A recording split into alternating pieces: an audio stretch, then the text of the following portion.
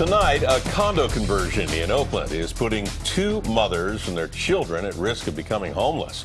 Their landlord claims the apartments that they've lived in for more than a decade are now condos. In tonight's Project Home, Susie Steimle shows us what city leaders are calling a loophole that needs to be closed. This is my community, and it's been my city. Maria Pelayo has lived in East Oakland for 23 years and in this same apartment for 12 years. Or at least what she thought was an apartment. Her landlord now says this is a condo, which means she can legally evict Maria and her family. I would like someone to explain to me what a condominium is and what's an apartment, and why is there the loss of rent control once it becomes a condominium. That's the crux of this story. In Oakland, landlords can legally apply to convert apartment buildings into condos as long as there are 4 or fewer units in the building.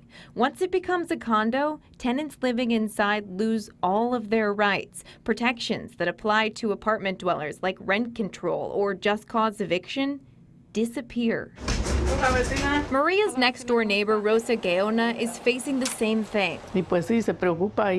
My daughter, she worries and gets nervous, and she cries sometimes because she doesn't want to move out. Both Rosa and Maria are housekeepers and don't make enough money to afford market-rate apartments in Oakland. Maria pays $900 a month for a 2-bedroom. The landlord wants to raise her rent to $2,300.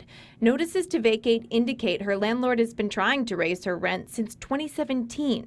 So the landlord now wants $19,000 in back pay, or Maria will be evicted. Here is where we have our community, our church, our schools, programs. We have everything here, and I think it's unjust.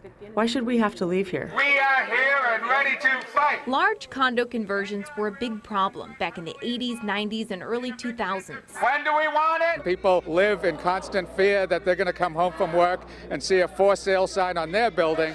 The Bay Area lost thousands of affordable housing units to large-scale condo conversions during those decades, until the law changed, making it so large buildings can no longer become condos in one fell swoop and evict everyone inside. But Oakland's laws did not take into account small buildings of 4 or fewer units. If we want to protect the rental stock we have and protect the renters who live in those rental units, all rental units should be under the same set of rules. Oakland City Council member Dan Kolb wants to change the law to include these small buildings. When you convert to a condo, you're taking rental units off the market and you're making it harder for those renters to stay in Oakland. So the owners of large buildings in the city of Oakland not only have a more difficult time converting their apartment buildings into condominiums, but they have to pay what are known as conversion credits. Conversion credits are a fee that they have to pay to the city of Oakland to offset the loss of affordable housing that often happens when an apartment becomes a condominium. So they pay this fee to the city, and the city is supposed to use that money to create more affordable housing. Small landlords do not have to pay this fee, and this is where tenants' rights advocates think that Rosa and Maria's landlord is skirting the law. In this case, it appears that the conversion was done as though there were 4 units being converted, but we believe that there were more than 4 units, which would mean that it's not done correctly. Land records indicate there are 5 units on this property, units A through E. Zillow lists it as 6 apartments, which is how many people Maria and Rosa say are living there now. Energy meters on the back of the building show 5 hookups, but the landlord insists this building consists of 4 condos. Unfortunately, we seem to be seeing so many tenants displaced out of Oakland in so many different ways. This is just another loophole that we're seeing landlords exploiting.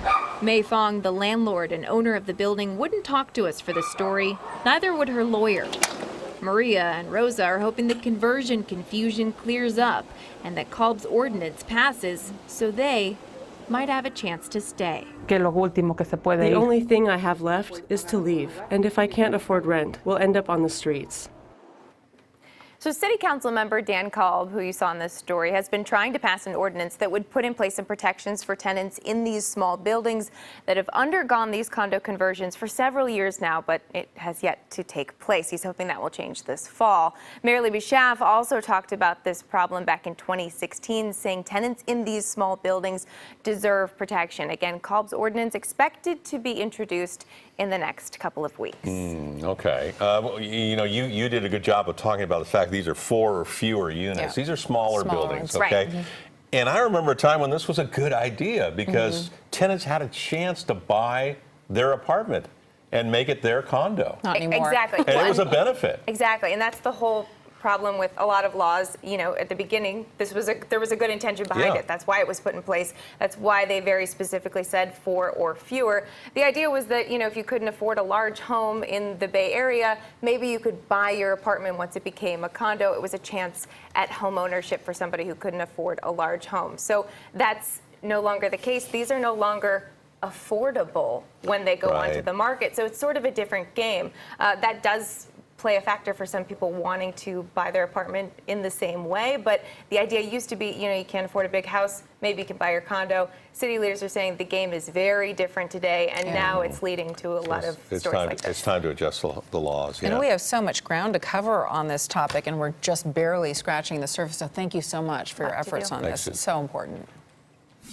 We would like to hear your housing stories. Make sure you do send them to us, projecthome@cbs.com. Susie will join us again Monday night.